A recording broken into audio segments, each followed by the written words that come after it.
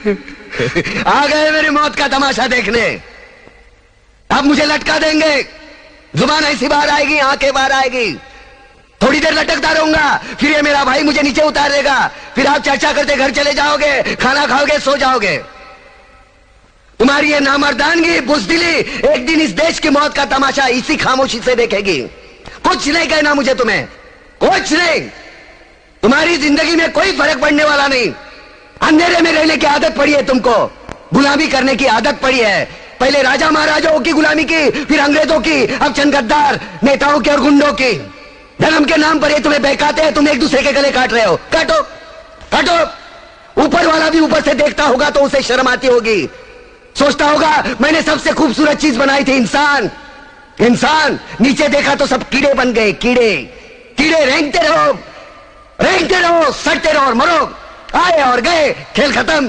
क्यों जिए मालूम नहीं, क्यों मरे मालूम नहीं। कलम वाली बाई क्रांति लाना चाहती थी, कलम के जोर पर काले वर्तमान को खत्म करना चाहती थी। कौन समझा उसकी बात को? सब साले मुर्दे, जिंदा लाशें। किसे जगाती वो? मैं जाग गया, कुछ अच्छा काम करके जा रहा हूं, सुकून है। लेकिन ध्यान में रखना, तुम्हारी ये खामोशी कल तुम्हारे बच्चों के लिए रोना बन जाएगी। ये कानून वाले, वर्दी वाले नेता, इन्होंने अपना ईमान बेच दिया। एक दूसरे को जलाते वक्त तुम्हारा ईमान कहां गया था? भाड़ में।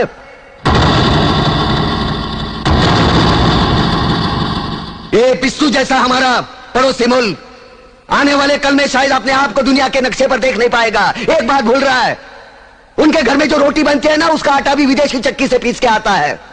साले अपने खुद के देश में सुई नहीं बना सकते और हमारे देश को तोड़ने का सपना देखते हैं। वो ये सपना देख सकते हैं क्योंकि उन्हें मालूम है ये मुर्दों का देश है। वतन के लिए किसी को कोई हमदर्दी नहीं है। इसे तोड़ना बिल्कुल आसान है। मैं हिंदू, मैं मुसलमान, मैं सिख, मैं फलाना, मैं ढिमका। एक लाठी को तो कोई भी तोड़ सकता है, लेकिन लाठी के भारे को तोड़ना मुश्किल है। मैंने बचपन में पढ़ा था, स्कूल में, तीसरी में। मैं क्यों समझा रहा हूं तुमको?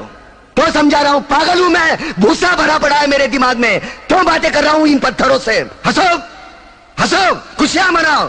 क्रांति की राह पर एक और कुत्ते की मौत मरने जा रहा है, कल कोई और मरेगा। हमें क्या? हाँ? हम इसी तरह जीते रहेंगे, है ना?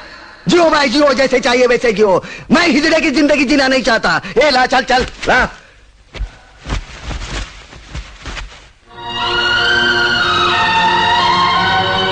ठहरो, ये फांसी नहीं हो सकती।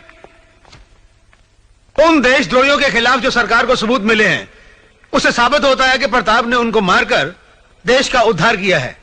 इसलिए भारत के राष्ट्रपति ने उसकी सजा माफ कर दी है। ये रहे उसके कागजात।